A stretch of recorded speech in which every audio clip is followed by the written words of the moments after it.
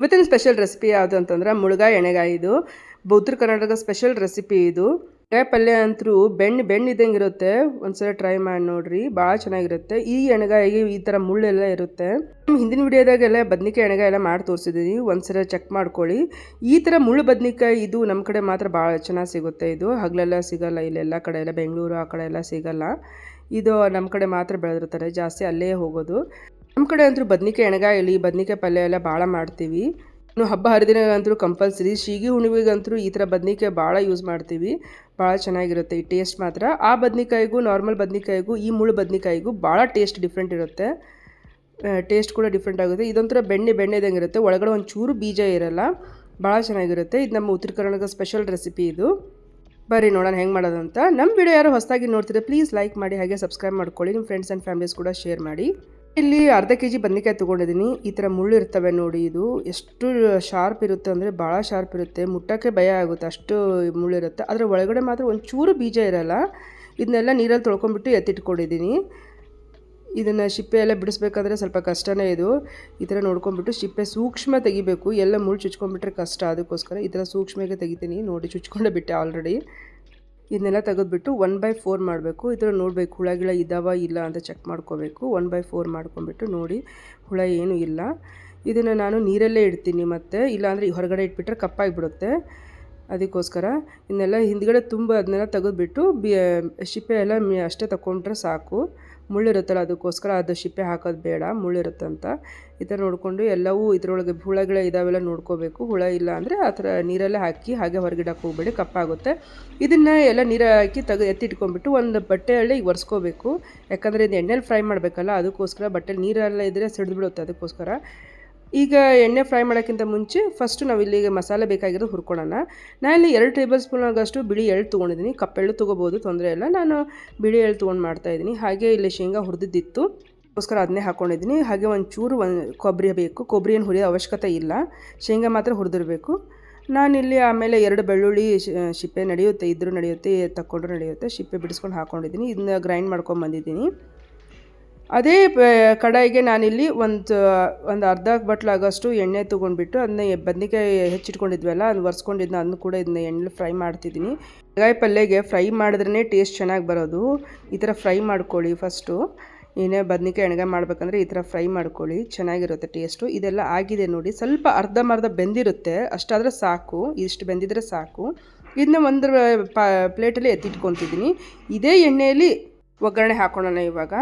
ಇದಕ್ಕೆ ನಾನಿಲ್ಲಿ ಫಸ್ಟಿಗೆ ಜೀರಿಗೆ ಹಾಕ್ಕೊಂಡಿದ್ದೀನಿ, 1 ಟೇಬಲ್ ಸ್ಪೂನ್ ಜೀರಿಗೆ, ಹಾಗೆ 1 ಟೇಬಲ್ ಸ್ಪೂನ್ ಸಾಸಿವೆ ಕೂಡ ಹಾಕ್ಕೊಂಡಿದ್ದೀನಿ. ಆಮೇಲೆ ಈರುಳ್ಳಿ ಸಣ್ಣದಾಗಿ ಹೆಚ್ಚಿಟ್ಕೊಂಡಿದ್ನಲ್ಲ, ಒಂದು 3 ಈರುಳ್ಳಿ ಸಣ್ಣದಾಗಿ ಹೆಚ್ಚಿಟ್ಕೊಂಡಿದ್ದೀನಿ, ಅದನ್ನು ಕೂಡ ಇದಕ್ಕೆ ಹಾಕ್ಕೊತಾ ಇದ್ದೀನಿ. ಇದನ್ನೆಲ್ಲವೂ ಎಣ್ಣೆಯಲ್ಲಿ ಚೆನ್ನಾಗಿ ಫ್ರೈ ಮಾಡ್ಕೋಬೇಕು. ಸಿಮ್ಮಲ್ಲೇ ಫ್ರೈ ಮಾಡ್ಕೊಳ್ಳಿ, ತೀರಾ ಜೋರಾದರೆ ಹೊತ್ತೋಗುತ್ತೆ, ಅದಕ್ಕೋಸ್ಕರ. ಆಮೇಲೆ ಒಂದು ಸ್ವಲ್ಪ ಕರಿಬೇವು ಹಾಕ್ಕೊಂಡಿದ್ದೀನಿ ಇಲ್ಲಿ.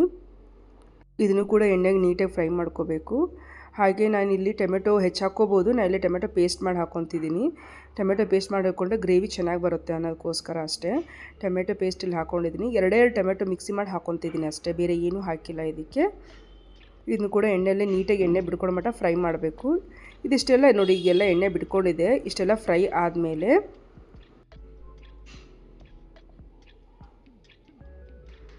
ಒಂದು 2 ಟೇಬಲ್ ಸ್ಪೂನ್ ಖಾರ ಪುಡಿ ಹಾಕ್ಕೊತಿದ್ದೀನಿ. ಬೇಕಾದ್ರೆ ಹಸಿಮೆಣ್ಸಿನ್ಕಾಯಿದು ಮಾಡ್ಕೋಬೋದು, ಏನೂ ತೊಂದರೆ ಇಲ್ಲ. ನಾನಿಲ್ಲಿ ಖಾರ ಪುಡಿ ಅಂದರೆ ಟೇಸ್ಟ್ ಚೆನ್ನಾಗಿರುತ್ತೆ ಅಂತ ಖಾರ ಪುಡಿ ಹಾಕಿ ತೋರಿಸ್ತಾ ಇದ್ದೀನಿ. ಹಾಗೆ ಇಲ್ಲಿ ಅರ್ಧ ಚಮಚ ಆಗೋಷ್ಟು ಅರಿಶಿನ ಹಾಕ್ಕೊಂಡಿದ್ದೀನಿ, ಅದನ್ನು ಕೂಡ ಎಣ್ಣೆಗೆ ಸ್ವಲ್ಪ ಫ್ರೈ ಮಾಡ್ತೀನಿ. ಅದನ್ನು ಕೂಡ ಚೆನ್ನಾಗಿರುತ್ತೆ, ಎಣ್ಣೆಯಲ್ಲಿ ಫ್ರೈ ಮಾಡಬೇಕು. ಸ್ವಲ್ಪ ಇಂಗು ಹಾಕ್ಕೊತಿದ್ದೀನಿ, ಇಂಗು ಮಾತ್ರ ಮಸ್ಟ್ ಆ್ಯಂಡ್ ಶುಡ್ ಹಾಕ್ಕೊಳ್ಳಿ, ಟೇಸ್ಟು ಫ್ರ್ಯಾಗ್ನೆನ್ಸ್ ಎಲ್ಲ ಚೆನ್ನಾಗಿ ಬರುತ್ತೆ. ಹಾಗೆ ಇಲ್ಲಿ 2 ಸ್ಪೂನ್ ಉಪ್ಪು ಹಾಕ್ಕೊಂಡ್ಬಿಟ್ಟು ಒಂಚೂರು ಬೆಲ್ಲ ಹಾಕ್ಕೊತಿದ್ದೀನಿ. ಅದನ್ನು ಕೂಡ ಸ್ವಲ್ಪ ಎಣ್ಣೆಲೆ ಸ್ವಲ್ಪ ಎಲ್ಲವೂ ಎಣ್ಣೆಲೆ ಫ್ರೈ ಮಾಡ್ತೀನಿ ಫಸ್ಟು. ಆಮೇಲೆ ಈ ಬದ್ನಿಕಾಯಿ ಫ್ರೈ ಮಾಡ್ಕೊಂಡಿದ್ವಲ್ಲ ಅದನ್ನು ಕೂಡ ಹಾಕ್ಕೊಂಡಿದ್ದೆ. ಇದಿಷ್ಟೆಲ್ಲ ಆದಮೇಲೆ ಬದ್ನಿಕಾಯಿ ಹಾಕ್ಕೋಬೇಕು. ಇದು ಕೂಡ ಎಣ್ಣೆಲೆ ಒಂದು ಸ್ವಲ್ಪ ಮಸಾಲೆ ಎಲ್ಲ ಹತ್ಕೊಂಡ್ಮೇಲೆ ನಾನು ಸ್ವಲ್ಪ ನೀರು ಹಾಕ್ತೀನಿ. ಇಲ್ಲಿ 1 ಗ್ಲಾಸ್ ನೀರು ಹಾಕ್ಕೊಂಡಿದ್ದೀನಿ. ಟ್ರೈ ಮಾಡಿ ನೋಡಿರಿ, ಟೇಸ್ಟ್ ಮಾತ್ರ ಸೂಪರ್ ಅಂದರೆ ಸೂಪರಾಗಿರುತ್ತೆ, ಭಾಳ ಚೆನ್ನಾಗಿರುತ್ತೆ. ಹಾಗೆ ನಾವಿಲ್ಲಿ ಗ್ರೈಂಡ್ ಮಾಡ್ಕೊಂಡಿದ್ವಲ್ಲ ಆ ಮಸಾಲೆ ಕೂಡ ಹಾಕ್ಕೊತಾ ಇದ್ದೀನಿ ಇವಾಗ. ಅಂದರೆ ಶೇಂಗಾ ಎಳ್ಳು ಎಲ್ಲ ಗ್ರೈಂಡ್ ಮಾಡ್ಕೊಂಡಿದ್ದ ಅದನ್ನ ಹಾಕ್ಕೊತಾ ಇದ್ದೀನಿ ಇಲ್ಲಿ. ನಿಮಗೂ ಈ ವಿಡಿಯೋ ಯೂಸ್ಫುಲ್ ಆಗಿದ್ರೆ ಪ್ಲೀಸ್ ಲೈಕ್ ಮಾಡಿ, ಹಾಗೆ ಸಬ್ಸ್ಕ್ರೈಬ್ ಮಾಡ್ಕೊಳ್ಳಿ. ನಾನಿಲ್ಲಿ 1 ಸ್ಪೂನ್ ಗರಂ ಮಸಾಲ ಹಾಕ್ಕೊಂಡಿದ್ದೀನಿ.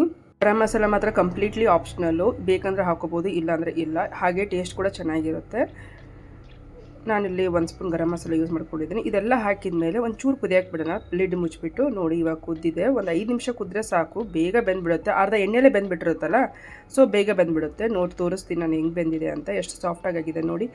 ಸೇಮ್ ಬೆಣ್ಣೆ ಥರ ಆಗಿರುತ್ತೆ, ಅಷ್ಟು ಸಾಫ್ಟಾಗಿ ಆಗಿರುತ್ತೆ ಇದು. ಲಾಸ್ಟಿಗೆ ಒಂದು ಸ್ವಲ್ಪ ಕೊತ್ತಂಬರಿ ಸೊಪ್ಪು ಹಾಕಿಬಿಟ್ರೆ ಆಯಿತು ನೋಡಿ. ನೋಡಿ ಎಷ್ಟು ಚೆನ್ನಾಗಿ ಬಂದಿದೆ ಅಂತ. ನಮ್ಮ ಕಡೆ ಇದು ಭಾಳ ಫೇಮಸ್ಸು. ಇದು ನಿಮಗೆ ರೊಟ್ಟಿ ಚಪಾತಿಗೆ ಯಾವುದಕ್ಕಾದ್ರೂ ಸರ್ವ್ ಮಾಡ್ಕೋಬೋದು. ನೋಡಿ ಟೇಸ್ಟ್ ಮಾತ್ರ ನೋಡಿ, ಕಲರು ಕೂಡ ಎಷ್ಟು ಚೆನ್ನಾಗಿ ಬಂದಿದೆ ಅಂತ. ನಾ ಇಲ್ಲಿ ರೊಟ್ಟಿ ಚಪಾತಿ ತೋರಿಸ್ತಾ ಇದ್ದೀನಿ, ಎರಡಕ್ಕೂ ತಿನ್ಬೋದು ಇದನ್ನು.